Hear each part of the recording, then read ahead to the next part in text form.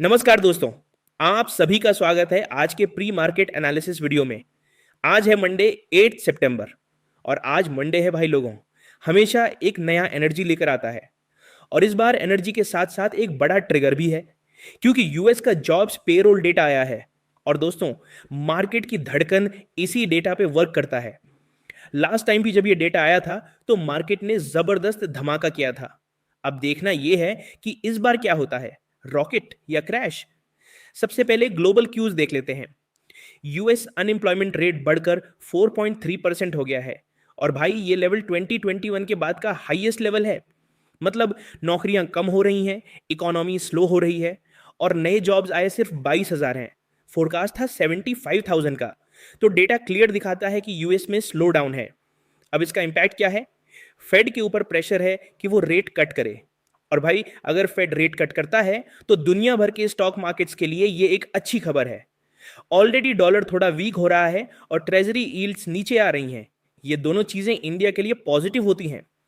अब बात करते हैं एफआईआई डीआईआई के डेटा पे। फ्राइडे को एफआईआईज ने कैश मार्केट में सेलिंग करी लगभग 1300 करोड़ की, पर डीआईआईज ने उस दिन बाइंग करी 1800 करोड़ की। मतलब जो एफआईआईज बेच रहे हैं उससे ज्यादा डीआईआईज खरीद रहे हैं।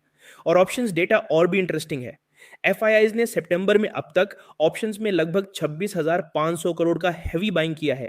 इसका मतलब एफआईआईज डायरेक्शन ले रहे हैं और वो डायरेक्शन शॉर्ट टर्म में पॉजिटिव लग रहा है। तो भाई लोगों, सेंटिमेंट ओवरऑल थोड़ा सा टिल्ट हो रहा है बुल्स की तरफ। Nifty analysis. अब बात करते हैं निफ्टी की और यहां पे सेटअप बहुत ही इंटरेस्टिंग है। 3 दिन से निफ्टी एक ही जगह क्लोज हो रहा है, लगभग 24,700 24,750 के जोन में है। मतलब मार्केट अभी एनर्जी कलेक्ट कर रहा है और जब ब्रेकआउट आएगा तो मूव बड़ा होगा। क्लियर लेवल सुन लो। अगर निफ्टी 24,790 के ऊपर सस्टेन करता है तो पहले टारगेट्स होंगे 24,850, फिर 24,900, उसके बाद 24,950 और हो सकता है कि 25,000 का साइकोलॉजिकल लेवल भी मंडे को ही टच हो जाए। अब नीचे का सिनेरियो भी देख लो। अगर निफ्टी 24,630 के नीचे बंद होता है तो फिर गिरावट शुरू होगी। टारगेट्स होंगे 24,600, फिर 24,500 और उसके बाद 24,400 तक नीचे स्लाइड हो सकता है। और एक चीज याद रखना भाई लोगों, 24,650 से 24,760 के बीच का रेंज अवॉइड करो। ये पूरा प्रीमियम खत्म करने का जोन है। यहां पे ट्रेड पकड़ोगे तो फंस जाओगे। चार्ट पे अगर देखो तो 24,600 24,630 एक स्ट्रॉन्ग सपोर्ट है और ऊपर में 24,790 24,800 एक स्ट्रॉन्ग रेजिस्टेंस जोन है। बस इसी के टूटने का वेट करना है। तो भाई लोगों, निफ्टी का सेटअप क्लियर है। 24,790 के ऊपर बुलिश, 24,630 के नीचे बैरिश। भाई लोगों, अब बात करते हैं बैंक निफ्टी की। बैंक निफ्टी भी पिछले 3 दिन से वहीं क्लोज दे रहा है। मतलब ये भी ब्रेकआउट का वेट कर रहा है।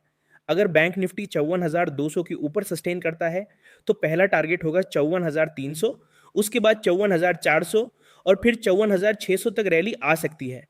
लेकिन अगर ये 53,500 के नीचे क्लोज दे देता है तो फिर गिरावट तेज हो जाएगी और नीचे के लेवल्स होंगे 53,200, फिर 53,000 और उसके बाद 52,800 तक स्लाइड हो सकता है। और भाई लोगों, एक चीज याद रखो, बैंक निफ्टी में मूव्स हमेशा थोड़े वॉलेटाइल होते हैं, तो यहां पे रिस्क मैनेजमेंट और भी इंपॉर्टेंट हो जाता है। अब बात करते हैं सेंसेक्स की। सेंसेक्स का भी चार्ट ऑलमोस्ट सेम स्टोरी दिखा रहा है। अगर सेंसेक्स 80,850 के ऊपर सस्टेन करता है तो पहले टारगेट्स होंगे 80,000, फिर 80,100 और उसके बाद 80,400 तक। लेकिन अगर सेंसेक्स 80,250 तोड़ देता है तो नीचे के लेवल्स होंगे 80,000, फिर 79,800, फिर 79,700। तो भाई लोगों, सेंसेक्स में भी एकदम सेम तरह का सेटअप बनता है। अब थोड़ा ट्रेडिंग साइकोलॉजी की बात करते हैं। जब मार्केट 3 से 4 दिन तक साइडवेज होता है तो छोटे ट्रेडर्स इंपेशेंट हो जाते हैं।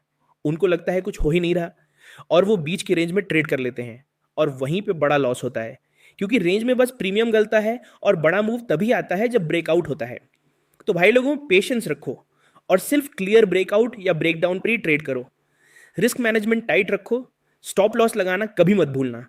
मार्केट का पूरा खेल अभी यूएस डेटा और ग्लोबल क्यूज पे डिपेंड करेगा और अगले 2 से 3 दिन में कोई बड़ी खबर आई तो लेवल्स उल्टे भी हो सकते हैं। तो न्यूज़ फ्लो पे नज़र बनाए रखना। तो भाई लोगों, अब आपको क्या लगता है, आज मार्केट ऊपर की तरफ रॉकेट बनेगा या नीचे क्रैश करेगा? कमेंट में अपना ओपिनियन बताओ। अपना ऑफिशियल टेलीग्राम चैनल ज्वाइन कर लो और याद रखो, ये एनालिसिस सिर्फ लर्निंग के लिए है, टिप्स के लिए नहीं। अपना दिमाग लगाओ, रिस्क मैनेज करो और स्मार्ट ट्रेडिंग करो। तब तक के लिए जय हिंद, जय भारत।